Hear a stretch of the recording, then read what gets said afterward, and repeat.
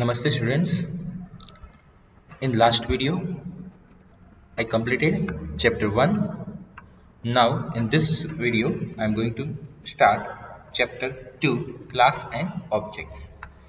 OOP related બધા concepts આપણે આ chapter માં જોશું જે અમારે semester 3 થી C++ માં આવી ગયા છે એ જ પાછા concept તમારે Java માં પણ આવશે અને C# માં પણ આવશે એ થોડો ઘણો syntax માં minor changes હોઈ શકે છે બાકી conceptually सेम હોય છે મોસ્ટલી સો આપણે જોઈએ આપણે ચેપ્ટર સ્ટાર્ટ કરીએ ચેપ્ટર નંબર 2 ફર્સ્ટ વન એક આપણે ટોપિક પહેલા જોઈ લઈએ name space what is name space namespace can be used to help organize your classes and other types okay થોડીક namespace આપણે જોઈએ જ ગયા છીએ પહેલા એ હું તમને કહી દઉં કઈ કઈ namespace આવે છે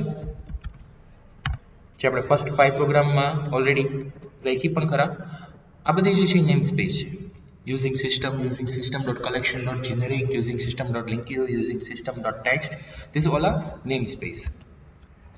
Namespace can be used to help organize your classes and other types. A namespace is a logical grouping of class. It's a grouping of classes. ઘણા બધા classes જે છે એનો ગ્રુપ છે આપણે જે namespace એડ કરાવડાવી હોય એને રિલેટેડ જે કોઈ ક્લાસીસ છે ત્યાર પછી આપણે એક્સેસ કરી શકતા હોય. First we need to add namespace, then we can use that its classes for that particular namespace. Namespace are organized in a hierarchy, a logical tree in hierarchy order.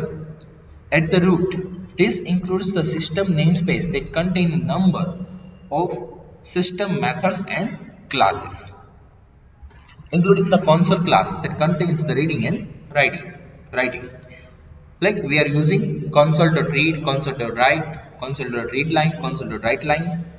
Okay, we can all these classes because there is namespace for it in the program. A namespace can contain other namespaces, classes, structures, enumerations, interfaces, and delegates. Every file provides a namespace even if you don't explicitly declare one.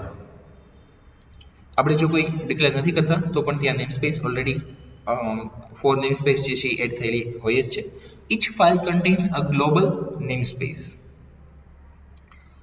Anything in this global namespace is available in any named namespace within the file. Namespaces like system.io, okay, here it is system.collection, system.collection. Specialized, system.configuration, system.io, system.net, system.text, system.web, .security, .drawing, .component mode, .windows, .forms and .data. આ બધી namespace જે છે એ ત્યાં આપણે જોઈ શકીએ છીએ system જે છે એ શેના માટે છે system contains all the data type and other useful classes such as generating random numbers, working with date time. So for that functionality we need to use system namespace. Then system.collection contains classes working with standard collection types such as hash table, array list. Then system.collection.specialized contains classes that represent specialized collections such as linked list, string collections. Then system.configuration contains classes for working with configuration files such as web.config file. web.config file કરીને એક આવે છે એ આપણે access કરો એ ફાઇલનો use કરવો હોય તો આપણે system.configuration એડ કરાવવું પડે છે. system.io contains types that allows reading from and writing to data stream. આપણે જે યુઝ થાય છે એ અત્યારના system.io જેનાથી આપણે ડેટા રીડ અને રાઇટ થઈ શકે. system.net allow network communications.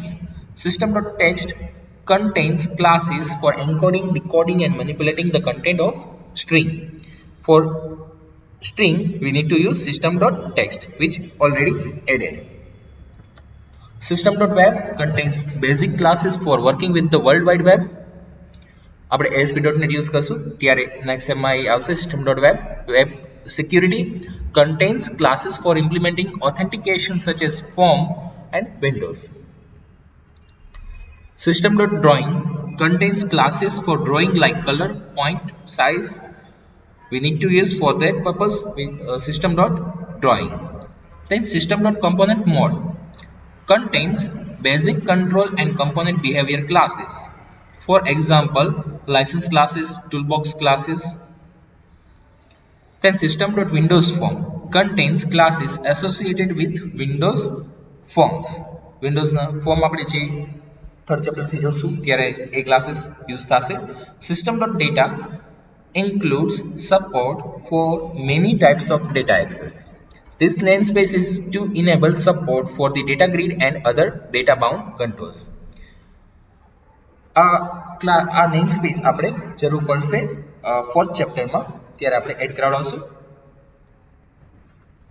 તો આવી રીતના ડિફરન્ટ નેમસ્પેસ છે, એમાંથી થોડીક નેમસ્પેસ ઓલરેડી 4 નેમસ્પેસ છે જે ઓલરેડી એડ કરેલી આપેલી છે, જે બેઝિક છે, જે ઓલવેઝ રિક્વાયરમેન્ટ હોય છે કોન્સોલ ક્લાસમાં પણ, કોન્સોલ એપ્લિકેશનમાં પણ.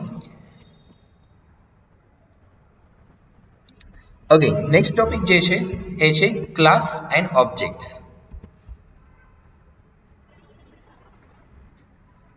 ક્લાસ એન્ડ ઓબ્જેક્ટ્સ જોઈએ. ક્લાસ શું છે? વેરી ઇમ્પોર્ટન્ટ ટોપિક કહીએ. ક્લાસ 1 કે 2 માર્ક્સમાં પૂછાઈ પણ ખરા. Class and objects topic. A C# class is the primary building block of the language. This means that to work with C# you have to create classes to make a program. આપણે class વગર programme જે છે create ના કરી શકીએ, simple. અને તમે લોકો ક્લાસ ક્રિએટ કરતા હશો થર્ડ સેમેસ્ટરમાં પણ, C++ માં પણ આવે છે અને અત્યારે પણ C# માં પણ આવશે. આપણે જે કંઈ કોડિંગ કરવું હોય એ ક્લાસીસ ક્રિએટ કરી અને ત્યાર પછી જ થઈ શકશે. અત્યારના આપણે કોઈ પણ પ્રોગ્રામ જોઈએ તો એ પણ એનો એક ક્લાસ ક્રિએટ કરેલો મેઇન ક્લાસ છે જ ક્લાસ પ્રોગ્રામ અહીંયા. ઓકે, તો કોઈ પણ પ્રોગ્રામમાં પહેલા એ ક્લાસ જે છે એ ક્રિએટ કરી અને ત્યાર પછી જ આપણે કોડિંગ જે છે એ એડ કરાવડાવી શકીએ. You can use classes as template where properties and functionalities to or behavior are put in one building block for a group of objects and use this template to create the objects as needed. Suppose that we need to create an object of a class named student in our program. To do so, we first create a student class that contains all the functionalities or behaviors and properties of any student, and then use that class to create the objects as needed. એટલે આપણે પહેલા class create કરશું, જે functionality requirement છે એ આપણે બધું એમાં add કરાવડાવી દઈશું અને ત્યાર પછી એનો ઓબ્જેક્ટ ક્રિએટ કરી અને એનો યુઝ કરી શકશું. Then constructors and destructors are special methods of every class. તમારે લાસ્ટ સેમેસ્ટરમાં પણ આવી ગયું છે કન્સ્ટ્રક્ટર અને ડિસ્ટ્રક્ટર. ઓપી ના કન્સેપ્ટ જે છે ઓલવેઝ દરેક સેમેસ્ટરમાં રહેવાના જ છે.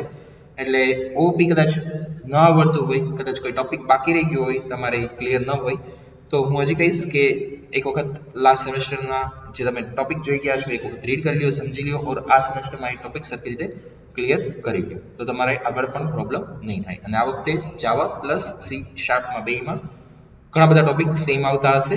જે ઓપી ના કન્સેપ્ટ છે તો હશે જ. તો કન્સ્ટ્રક્ટર અને ડિસ્ટ્રક્ટર પણ તમારે લાસ્ટ સેમેસ્ટરમાં આવી ગયું હશે.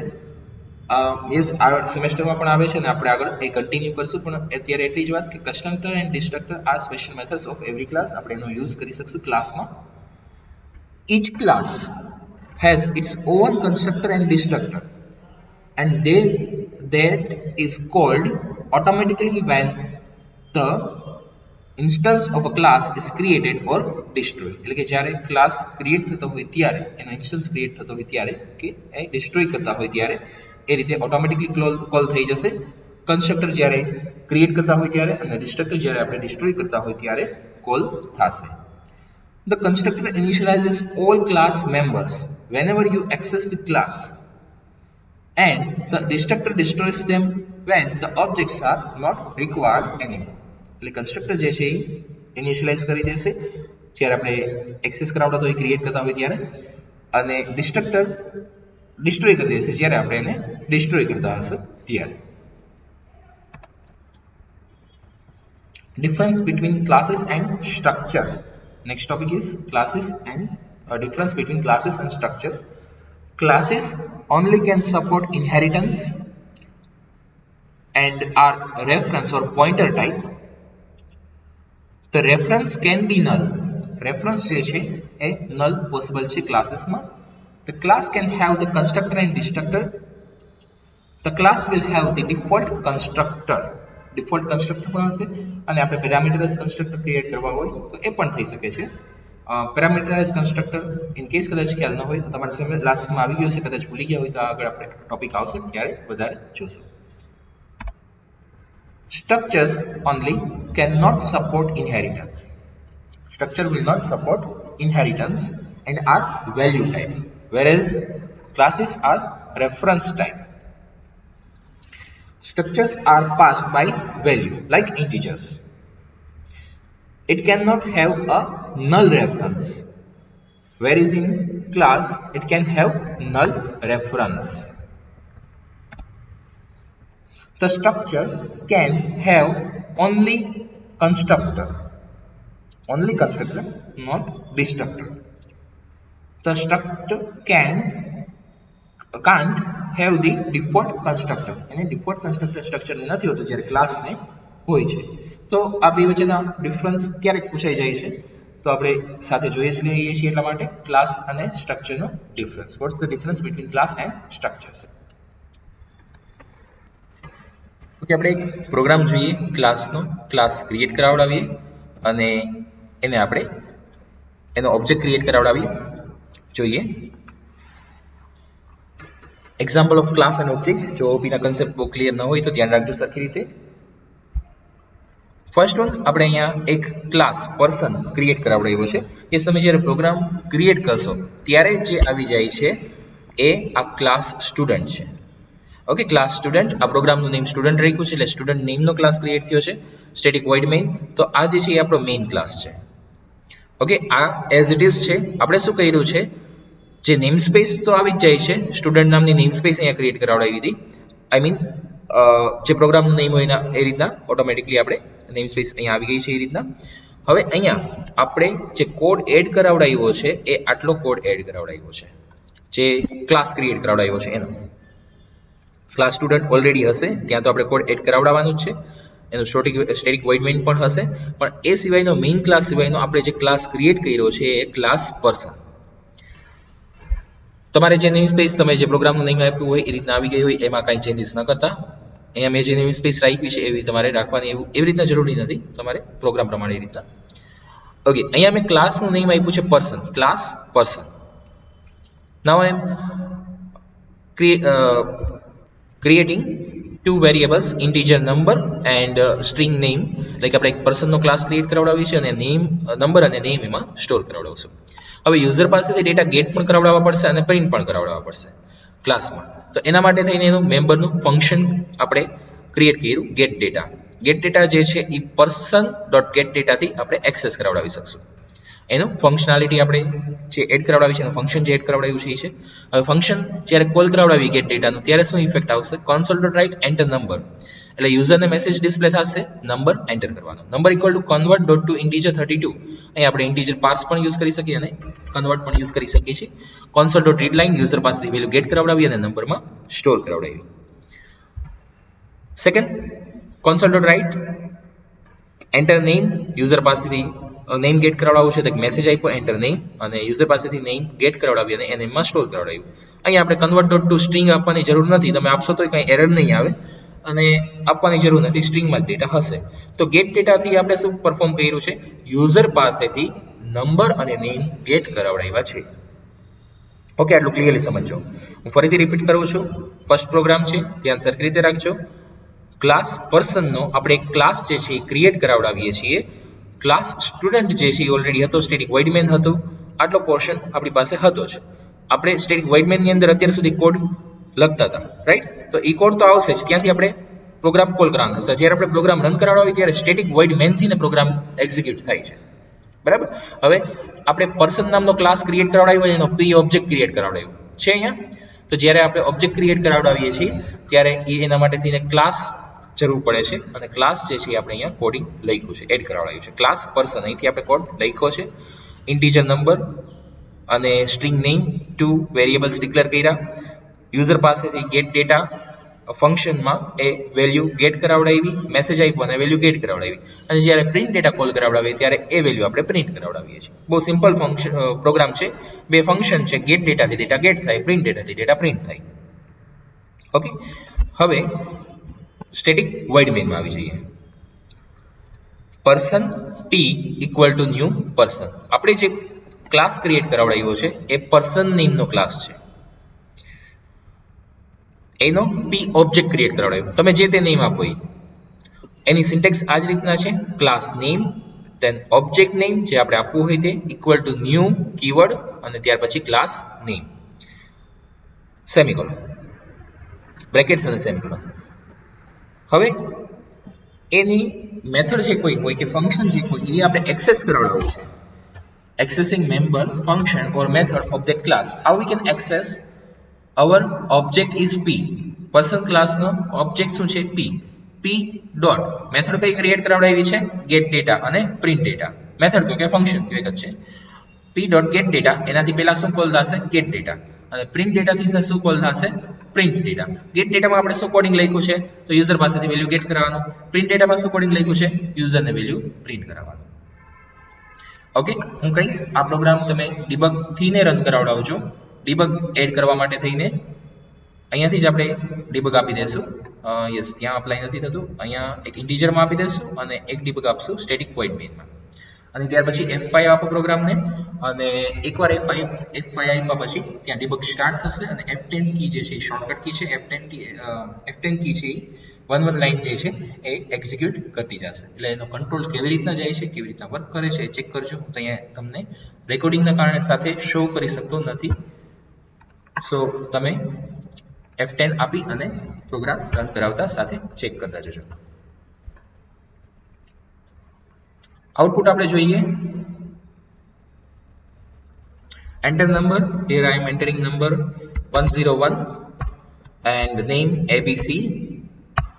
Now it will show output number is 101 and name is ABC.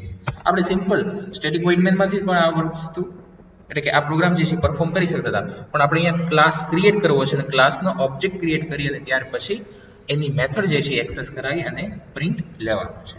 સો આપણે રિક્વાયરમેન્ટ છે કે ક્લાસનો યુઝ કેવી રીતે કરી શકીએ એના માટે થઈને આ પ્રોગ્રામ લીધેલો છે.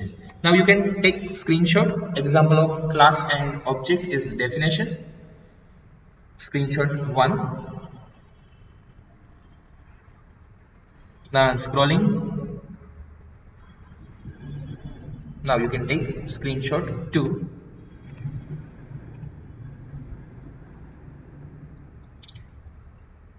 Okay.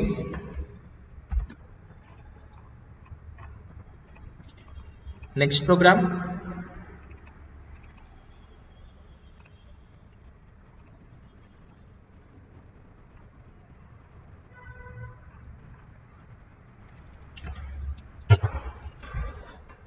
સેમ પ્રોગ્રામ છે એ જ રીતનો. ગેટ ડેટા, પ્રિન્ટ ડેટા અને કેલ્ક્યુલેટ પર્સન્ટેજ, આમાં એક મેથડ વધારે ક્રિએટ કરી છે. સ્ટેટિક વોઇડ મેઇન જે છે એ અહીંયાથી આપણો એક્ઝિક્યુટ થશે પ્રોગ્રામ સ્ટાર્ટ. યસ, માર્ક નામનો ક્લાસ બનાવ્યો છે, એનો એમ ઓબ્જેક્ટ છે અને ત્યાર પછી એની મેથડ જે છે આપણે એક્સેસ કરાવડાવીએ છીએ. તો આપણે એ નેમ સ્પેસની અંદર અને આ ક્લાસ પ્રોગ્રામ છે એની સાથે જ આવશે. એટલે દેટ મીન્સ કે એની બારે આવશે. આપણે સ્ટેટિક વોઇડ મેઇનની અંદર સુધી પ્રોગ્રામ કરતા હતા, પણ અત્યારે નેમ સ્પેસની અંદર કોડિંગ આવશે. ક્લાસ માર્ક નામનો એક પ્રોગ્રામ બનાવ્યો છે. ક્લાસ યુઝર પાસેથી આપણે છે ને વેલ્યુ ગેટ કરાવડાવીએ છીએ, માર્ક્સ ગેટ કરાવડાવીએ છીએ અને એના પર્સન્ટેજ, ટોટલ અને પર્સન્ટેજ કાઉન્ટ કરાવી અને ત્યાં આપણે ડિસ્પ્લે કરાવડાવવા છે. ઓકે, તો એક ક્લાસ અને જે તે નેમ તમે અહીંયા અપ્લાય કરી દો. માર્ક મેં અહીંયા અપ્લાય કર્યું છે. માર્ક નામનો એક ક્લાસ બનાવ્યો છે. વેરિયેબલ જે છે અહીંયા આપણે ક્રિએટ કર્યા. Integer, roll number, marks 1, marks 2, total અને પર્સન્ટેજ. આ બધા આપણે ઇન્ટીજરમાં લીધા છે. હવે ફંક્શન ક્રિએટ કરીએ. Public void get data. Get data નામનું એક ફંક્શન જે છે એ ક્રિએટ કર્યું છે. જ્યારે કોલ કરાવશો ત્યારે આની અંદરનો જે કોઈ કોડ હશે એ કોલ થશે. એમાં આપણે શું કરવાનું છે? ગેટ ડેટા નેમ પરથી જ આઈડિયા આવી જાય કે યુઝર પાસેથી ડેટા ગેટ કરવાનો છે. તો એને એક મેસેજ આપતા જઈએ અને એ વેરિયેબલમાં એની વેલ્યુ સ્ટોર કરાવતા જઈએ. ઓકે, તો મેસેજ આપ્યો પહેલા એન્ટર રોલ નંબર, એટલે યુઝર સમજશે કે અહીંયા રોલ નંબર એન્ટર કરવાનો છે. તો વેલ્યુ એન્ટર કરાવડાવશે એ આપણે આરએનઓ માં સ્ટોર કરાવડાવી. ત્યાર પછી મેસેજ આપ્યો એન્ટર માર્ક્સ, યુઝર એન્ટર કરાવડાવશે, M1 માં સ્ટોર કરાવ્યું, માર્ક્સ 2 યુઝર માર્ક્સ 2 એન્ટર કરશે, અહીંયા M2 માં સ્ટોર થઈ જશે. સો આપણી પાસે વેરિયેબલ આરએનઓ M1 અને M2 માં વેલ્યુ સ્ટોર છે. હવે નેક્સ્ટ વન, જ્યારે યુઝરે વેલ્યુ ગેટ કરાવડાવી દીધી ત્યાર પછી એને કેલ્ક્યુલેટ કરાવડાવવાનું છે. કેલ્ક્યુલેટ ટોટલ પર્સન્ટેજ નામનું એક ફંક્શન ક્રિએટ કર્યું છે મેં. તમે ક્યારેય ફંક્શનમાં વચ્ચે નેમમાં સ્પેસ નથી આપી શકતા, જરૂર પડે તો અંડરસ્કોરની સાઇન યુઝ કરી શકો છો. હવે આપણે અહીંયા તો બે સબ્જેક્ટ રાખ્યા હતા, માર્ક્સ 1 અને માર્ક્સ 2. તો total equal to marks 1 plus marks 2 કરી દીધું, એટલે ટોટલમાં માર્ક્સ 1 અને માર્ક્સ 2 નો ટોટલ એડ થઈ અને સ્ટોર થઈ જશે. Next one, percentage. Percentage equal to total divide by 2, એટલે કે જે ટોટલ માર્ક્સ છે ડિવાઇડ બાય આપણે અહીંયા 2 સબ્જેક્ટ છે એટલે ડિવાઇડ બાય 2 કરશું. 3 સબ્જેક્ટ્સ હોય તો 3 કરત, 4 સબ્જેક્ટ્સ હોય તો 4 કરીએ, તો ટોટલ ડિવાઇડ બાય 2 થઈ જશે અને પર્સન્ટેજમાં એ વેલ્યુ સ્ટોર થઈ જશે. હવે console.writeLine roll number is RN, એટલે રોલ નંબર જે છે એ અહીંયા પ્રિન્ટ કરશે. જ્યારે પ્રિન્ટ ફંક્શન કોલ થશે ત્યારે રોલ નંબર પ્રિન્ટ થશે, ટોટલ પ્રિન્ટ થશે અને પર્સન્ટેજ પ્રિન્ટ થશે. ઓકે, આ આપણે પેલા આખો ક્લાસ ક્રિએટ કર્યો, એના વેરિયેબલ્સ રિક્વાયરમેન્ટ છે એ ક્રિએટ કરાવડાવ્યા અને ત્યાર પછી એની મેથડ જે કોઈ રિક્વાયરમેન્ટ છે એ આપણે એના માટે એડ કરી અને એનું કોડિંગ લખ્યું. હવે જ્યારે પ્રોગ્રામ રન થશે ત્યારે પ્રોગ્રામ સ્ટાર્ટ ક્યાંથી થશે? સ્ટેટિક વોઇડ મેનથી. પહેલા શું એક્ઝિક્યુટ કરશે? mark1 m, એટલે માર્ક એનો m, એટલે કે માર્ક નામના ક્લાસનો m જે ઓબ્જેક્ટ છે એ ક્રિએટ થશે. હવે m ઓબ્જેક્ટ ક્રિએટ કરી અને એની આપણે કઈ મેથડ ક્રિએટ એક્સેસ કરાવડાવી છે?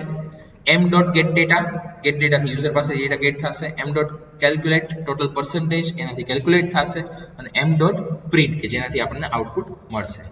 જોઈએ પ્રોગ્રામ રન કરાવીને. enter roll number, here I am entering 101, then enter marks, here I am entering 70 marks, then here I am entering 80 marks. So total is 150 and percentage is 75. Okay, hope so કે તમને programme clearly સમજાઈ જતો હશે. Yes, આમાં હું તમને એક થોડોક ચેન્જ આપું છું. એક પહેલા હું ફોન્ટની સાઇઝ થોડીક ઇન્ક્રીઝ કરી દઉં ઇન કેસ કદાચ કોઈને પ્રોબ્લેમ થતો હોય.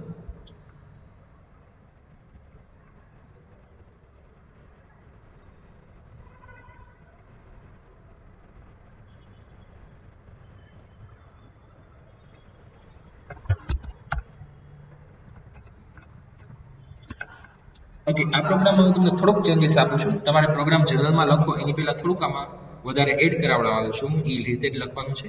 અહીંયા આપણે 2 સબ્જેક્ટ્સ લીધા છે, રાઈટ? માર્ક્સ 1 અને માર્ક્સ 2, એટલે કે 2 સબ્જેક્ટના માર્ક્સ એડ કરાવડાવ્યા છે. પણ હું એમ કહું છું કે તમારે ટોટલ 6 સબ્જેક્ટના માર્ક્સ એડ કરવાના છે અને તમે બેટર કે તમે કંઈ પ્રોપર એવું લાગે તો નહીં આપો, M1 M2 ને બદલે લાઈક તમારે સબ્જેક્ટ આવતો હોય છે પ્રોગ્રામિંગ વિથ C# કે પછી જાવા કે નેટવર્કિંગ, તો જે કાંઈ સબ્જેક્ટના નેમ આપવા હોય એવી રીતના વેરિયેબલ લેજો. અને સાથે સાથે અહીંયા જે 4 સબ્જેક્ટ્સ પ્લસ 2 પ્રેક્ટિકલ છે એટલે ટોટલ 6 સબ્જેક્ટ્સ હું એવી રીતે કહું છું. તો એવી રીતના ટોટલ તમારે 6 માર્ક્સ યુઝર પાસેથી ગેટ કરાવવાના છે અને એના જ ટોટલ કરવાનું છે અને એના જ પર્સન્ટેજ કરવાના છે, રાઈટ? પર્સન્ટેજમાં ડિવાઈડ બાય 2 નહીં આવે, ત્યાં આપણે 6 સબ્જેક્ટ એટલે 6 થશે. અહીંયા ટોટલ 6 સબ્જેક્ટના માર્ક્સ ટોટલ કરવાના થશે. ઓકે, તો હું માઇનોર ચેન્જ કહું છું, કોઈ ખાસ લોજિકલ એવો ચેન્જ નથી, તો આ થઈ શકે એવું જ છે. સો આ પ્રોગ્રામમાં એટલું તમે એડ કરાવડાવી દેજો. ઓકે, હવે સ્ક્રીનશોટ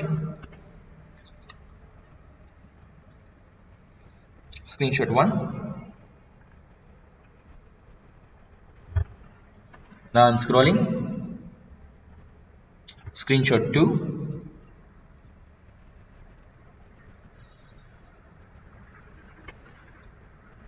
And screenshot 3.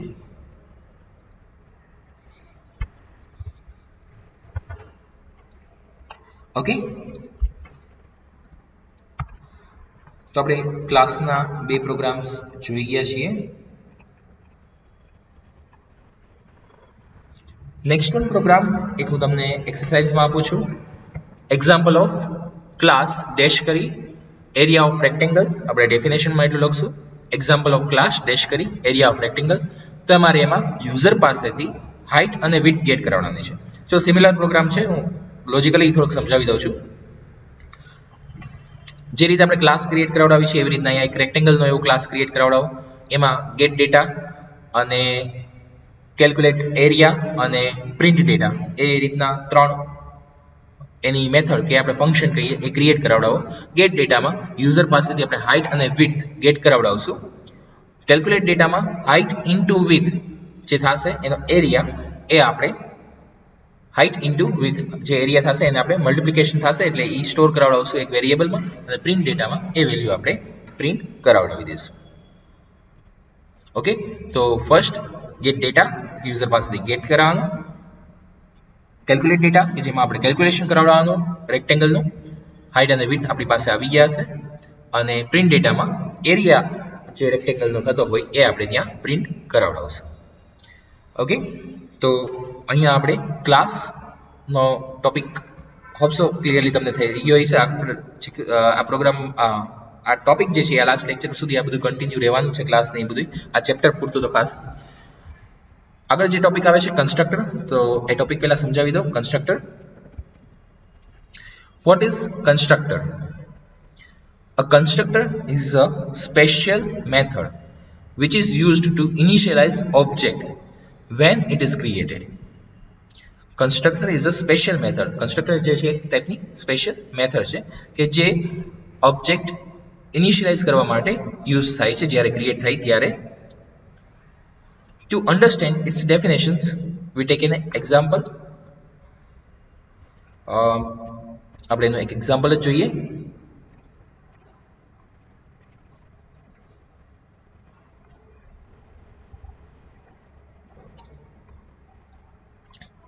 ઓકે, જો જેવો ડેમો ક્લાસ આપણે આ ક્રિએટ કરેલો છે, મેઇન ક્લાસ આપણો છે આ જ class program, static void main વાળો મેઇન ક્લાસ છે. હવે એમાં આપણે જ્યારે એનો ક્લાસનો ઓબ્જેક્ટ D1 ક્રિએટ કરાવડાવીએ છીએ ત્યારે D1 ની અંદર નંબરની વેલ્યુ સાથે સાથે 10 સ્ટોર કરાવડાવી દેવી છે, રાઈટ? એટલે કે આપણે એની નંબર ઇક્વલ ટુ 10 જે છે એ સ્ટોર કરાવડાવી દેવી છે. તો આપણે કન્સ્ટ્રક્ટર યુઝ કરી શકીએ. આ ડિફોલ્ટ કન્સ્ટ્રક્ટર છે કે જ્યારે પણ ડેમો ક્લાસ છે એનો કોઈ પણ ઓબ્જેક્ટ ક્રિએટ થાય તો એની સાથે સાથે આ કોડ જે છે એ એક્સેસ થઈ જશે. જ્યારે ઓબ્જેક્ટ ક્રિએટ થાય છે ત્યારે સાથે સાથે એ કોડ કોલ થઈ જશે. તમારે મેન્યુઅલી કોલ નહીં કરાવડાવવો પડે. અત્યાર સુધીના લાસ્ટ 2-3 પ્રોગ્રામ્સમાં આપણે શું જોયું કે જે તે ફંક્શન કે મેથડ આપણે કોલ કરાવડાવીએ ત્યારે કોલ થાય છે, ત્યાં સુધી એ કોલ નહીં થાય. એમાં ગમે તે ઓપરેશન પરફોર્મ કરવાનું હોય, ઓપરેશન પરફોર્મ ત્યાં સુધી નહીં થાય જ્યાં સુધી આપણે કોલ નથી કરાવડાવતા ત્યારે. જ્યારે અહીંયા શું થઈ ગયું કે ઓટોમેટિકલી કોલ થઈ જ જશે જ્યારે આપણે ઓબ્જેક્ટ ક્રિએટ કરીએ છીએ ત્યારે. એટલે કે D1 આપણે આપ્યું છે ત્યારે સાથે સાથે એની અંદર નંબર ઇક્વલ ટુ 10 વેલ્યુ જે છે ઇનિશિયલાઇઝ થઈ જશે. એટલા માટે એને કહેવાય છે ડિફોલ્ટ કન્સ્ટ્રક્ટર. ઓકે, તો ડિફોલ્ટ કન્સ્ટ્રક્ટરનો પ્રોગ્રામ આપણે કમ્પ્લીટ કરી જ લઈએ. સાથે જો ડેમો ક્લાસ છે, public class demo, public integer number આપેલો છે, એક વેરિયેબલ ઇન્ટીજર આપ્યો છે number. Then public demo constructor થશે. જે ક્લાસનું નેમ હશે એ જ કન્સ્ટ્રક્ટરનું નેમ હશે. Again I am repeating this thing. ક્લાસનું નેમ જે હશે એ જ કન્સ્ટ્રક્ટરનું નેમ હશે. So here I am using public demo, then number equal to 10, value is initializing number equal to 10, then print void data console.writeLine number is number, જે કઈ value હશે એ પ્રિન્ટ થશે. પ્રિન્ટ થાય છે ધેટ મીન્સ કે call થઈ ગયું છે કે નહીં આપણે જોઈ શકશું. ઓકે, સ્ટેટિક વોઇડ મેઇનમાં આપણે શું કર્યું છે, demo D1 equal to new demo D1.print data, D1.print data એટલે આપણે ડાયરેક્ટલી એને પ્રિન્ટ જ કરાવડાવી દઈએ છીએ. ક્યાંય આપણે ડેમો તો કોલ કરાવડાવ્યું નથી, ઓટોમેટિકલી કોલ થઈ ગયું છે. પ્રિન્ટ ડેટામાં એ વેલ્યુ આપણને 10 જે છે એ રિટર્ન કરી દેશે. હવે માની લો મારે એમાં કોઈ વેલ્યુ બીજી પાસ કરવી છે કે D1.number equal to 20, તો હવે વેલ્યુ ઓવરરાઇટ થઈ જશે. પહેલા 10 હતી એ પ્રિન્ટ કરી દીધી, હવે મેં નંબરની વેલ્યુ 20 કરાવડાવી દીધી છે અહીંયાથી, તો 20 સ્ટોર થઈ જશે અને ત્યાર પછી એ પ્રિન્ટ કરી દેશે. ઓકે, આઉટપુટ જોઈએ. જો નંબર ઇઝ 10 અને ત્યાર પછી આવે છે નંબર ઇઝ 20. ઓકે, તો બારેથી પણ ઇનિશિયલાઇઝ આપણે વેલ્યુ જે કોઈ કરાવડાવી હોય થઈ શકે છે. અને જ્યારે ક્લાસનો કોઈ ઓબ્જેક્ટ ક્રિએટ થાય તો સાથે સાથે વેલ્યુ ઇનિશિયલાઇઝ કરાવડાવી દેવી હોય તો આપણે કન્સ્ટ્રક્ટરનો યુઝ કરી શકીએ છીએ અને આને કહેવાય છે ડિફોલ્ટ કન્સ્ટ્રક્ટર. હું તમને ડિબગ કરવા માટે, ચેકિંગ કરવા માટે થઈને આપું છું. તમારે ડિબગ કેવી રીતના ચેક કરવાનું છે, એક તો પબ્લિક ડેમો ઉપર જે બ્રેકેટ આવે છે ત્યાં, સેકન્ડ પ્રિન્ટ ડેટા ઉપર, second third static void main પર. આટલું આપી અને F5 કી આપો અને ત્યાર પછી F10 કી આપતા રહેજો અને સાથે સાથે આઉટપુટ સ્ક્રીન પણ ચેક કરતા રહેજો કે શું વેલ્યુ પ્રિન્ટ થાય છે, તો તમારા ધ્યાનમાં રહેશે. ઓકે, હું અહીંયા F10 કી આપી શકું એમ નથી અત્યારે, એટલા માટે થઈને હું તમને જ ચેક કરવા માટે કહું છું.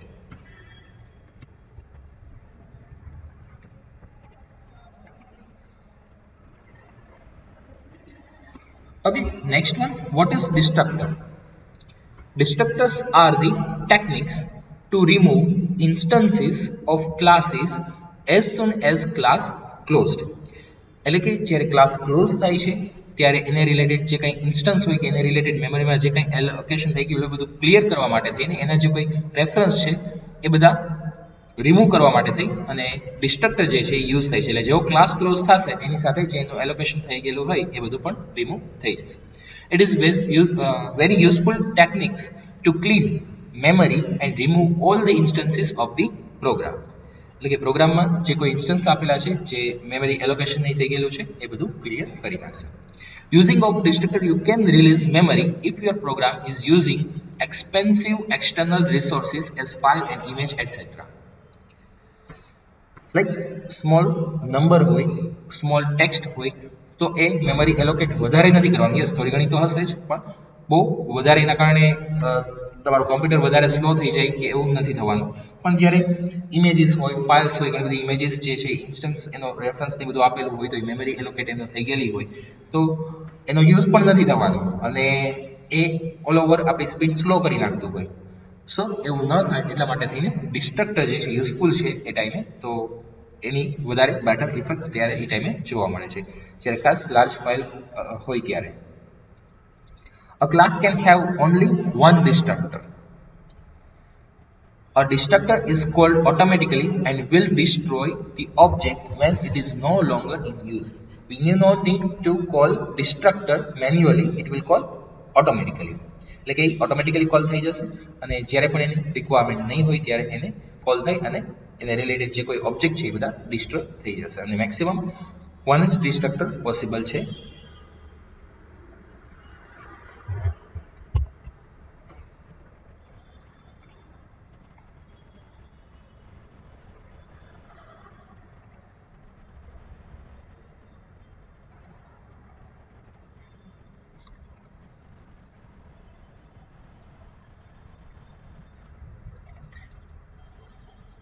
નેક્સ્ટ વન આવે છે પેરામીટરાઇઝ્ડ કન્સ્ટ્રક્ટર.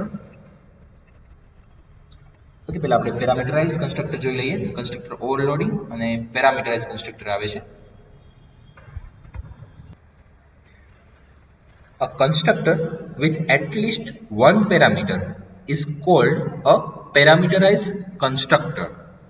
એટલે કે એની પાસે એક મિનિમમ એક પેરામીટર હોય ત્યારે આપણે એને કહી શકીએ છીએ પેરામીટરાઇઝ્ડ કન્સ્ટ્રક્ટર.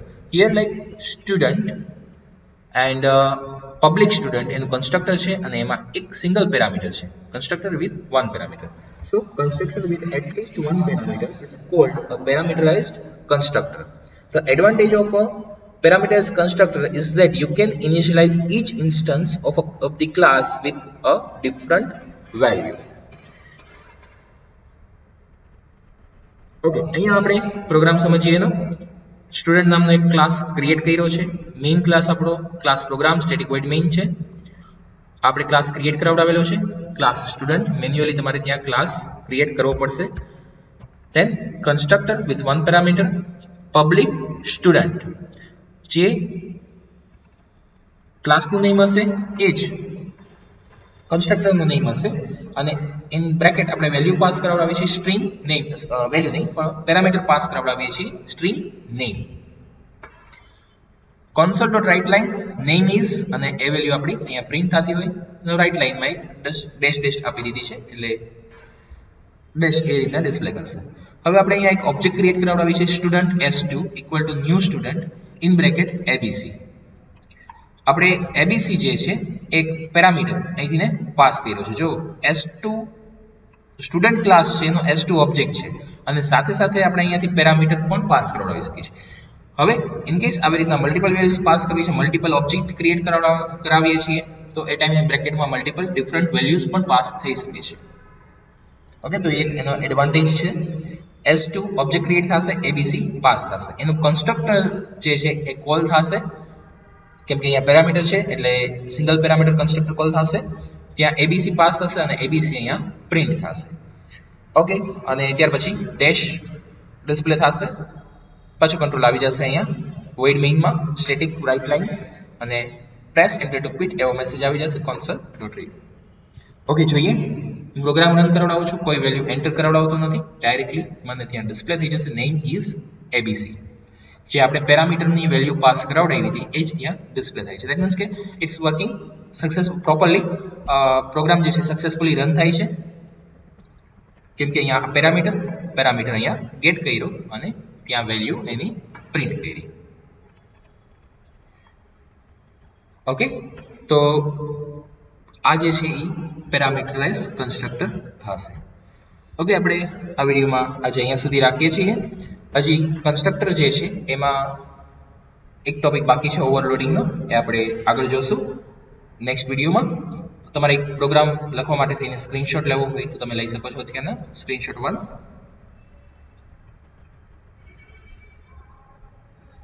And screenshot 2.